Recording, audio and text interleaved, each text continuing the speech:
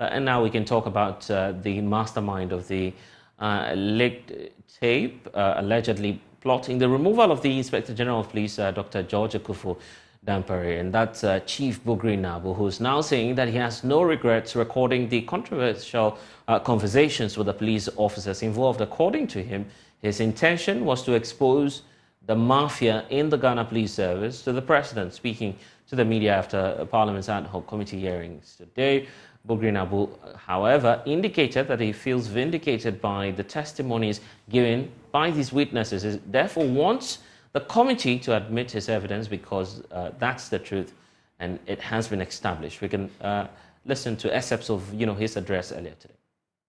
We met the committee again. You were there the other time. COP Mensa, Asari, and JB denied that they never talked to me on phone.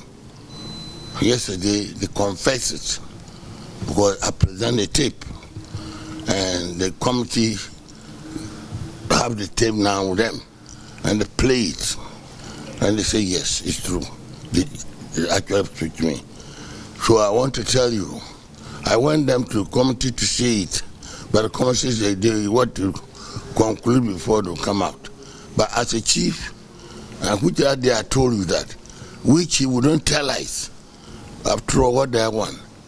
I was in my office, they came, I didn't beg them to come, and all what they come to say, I think it was very, very important, and for the state secret, for MPP government, to have that kind of thing going on in the police service is very dangerous.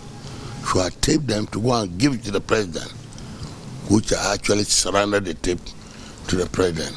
The tape I had never adopted, neither what they say, their voice. They've all admitted now that it was their voice. So I want to clear my name that I am not a liar and I can't be a liar. I mean, what should I regret? I won't regret because what they said in the tape is serious.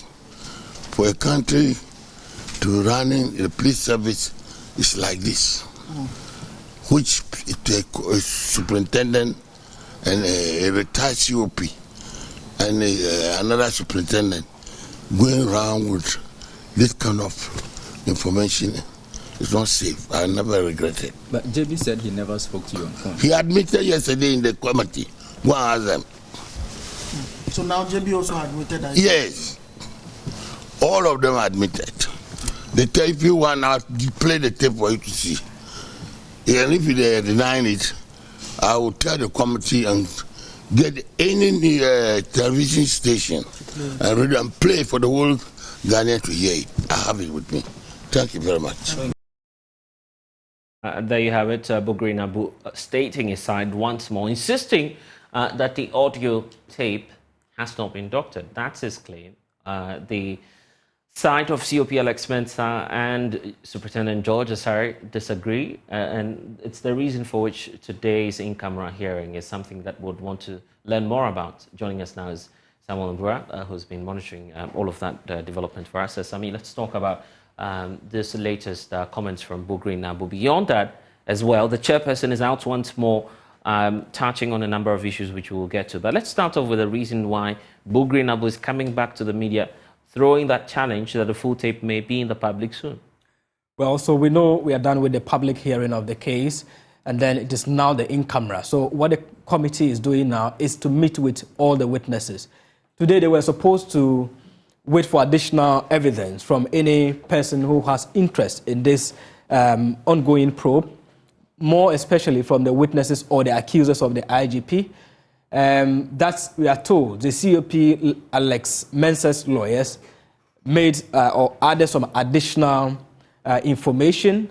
We are also told that there was an amendment to some of the evidences that have been put before the committee by the lawyers of the accusers. So Bugri Naabu feels the whole issue has been dragged because they thought that today would have been a full-blown investigation into it. They would have somehow got into the merits of it, maybe if there's a reason for any re-examination, cross-examination, but that didn't happen.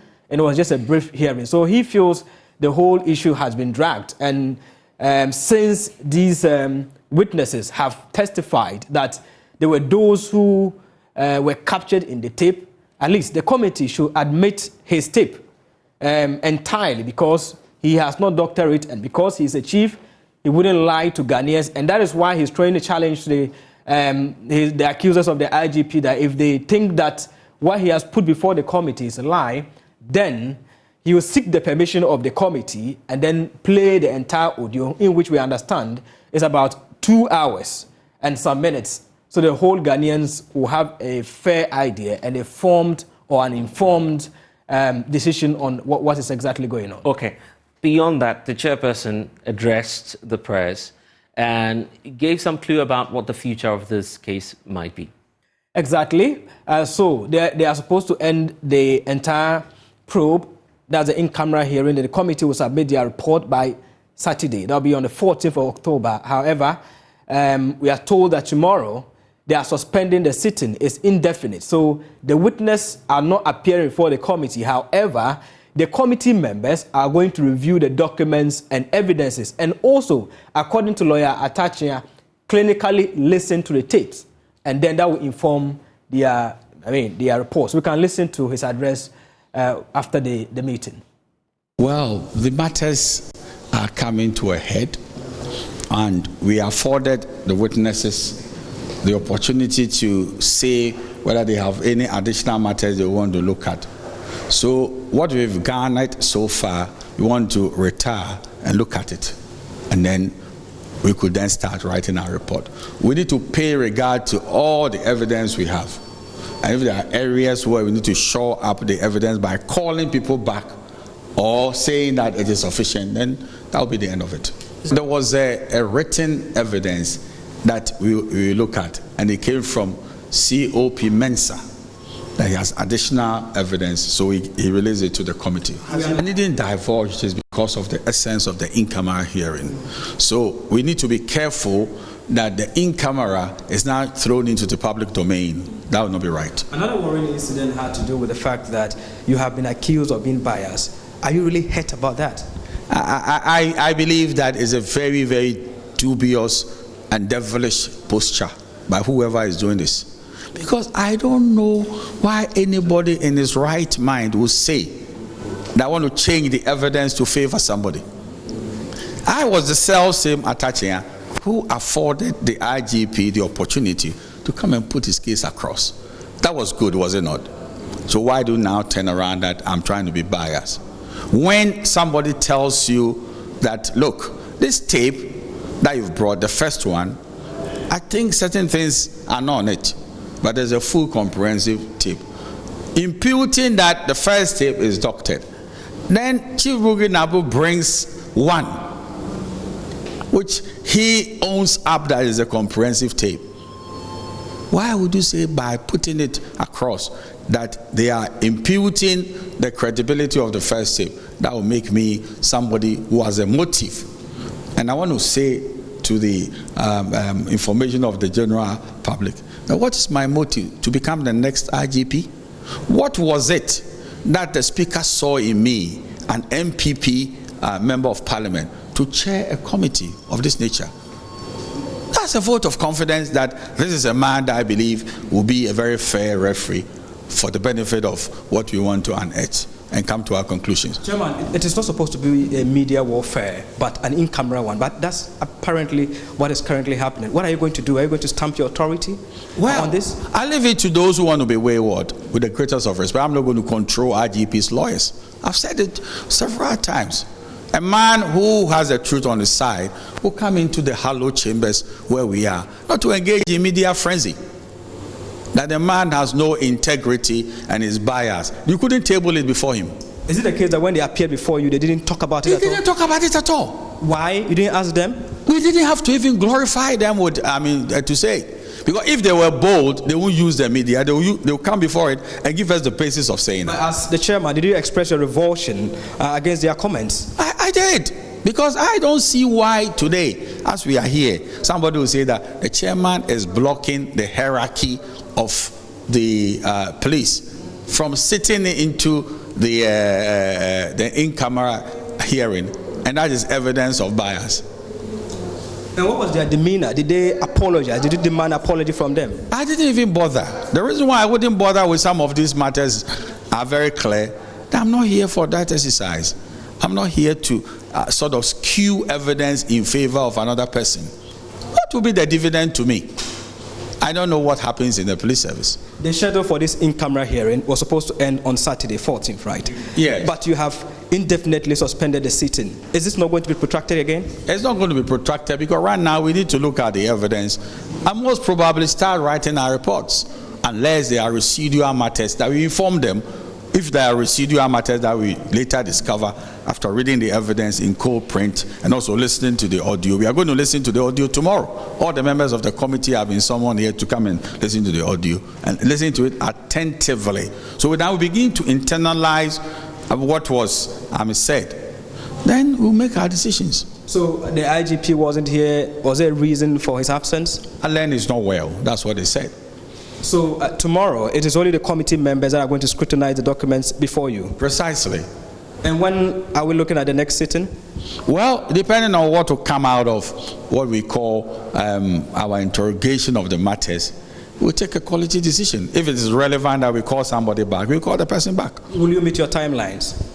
I don't know that we can be hurried into doing something shoddy, because people will begin to say that we did a shoddy job. So far as I'm concerned, nobody can talk about timelines when justice is concerned. Chairman, are you not abusing your powers? At all. We are being meticulous and fair. It is supposed to be an inquisitorial, probe.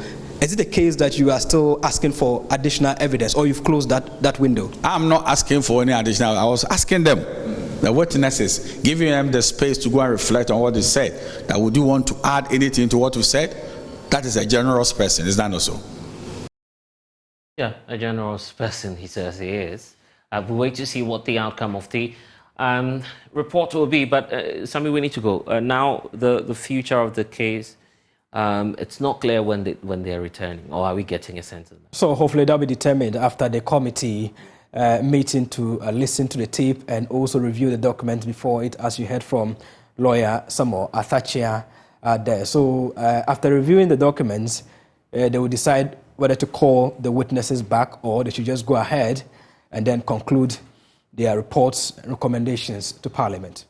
I see. And I'm hoping that, of course, more reactions will be greeting us afterwards. But Sami Mbura, my colleague who's been monitoring developments for us. You're watching The Pulse on the Joy News channel. When we get back, we'll tell you more about the efforts by the Volta River Authority to support individuals who've been affected by the spillage of the Akosombo Dam. It's wreaking havoc, and we need to talk about that. We'll be back shortly.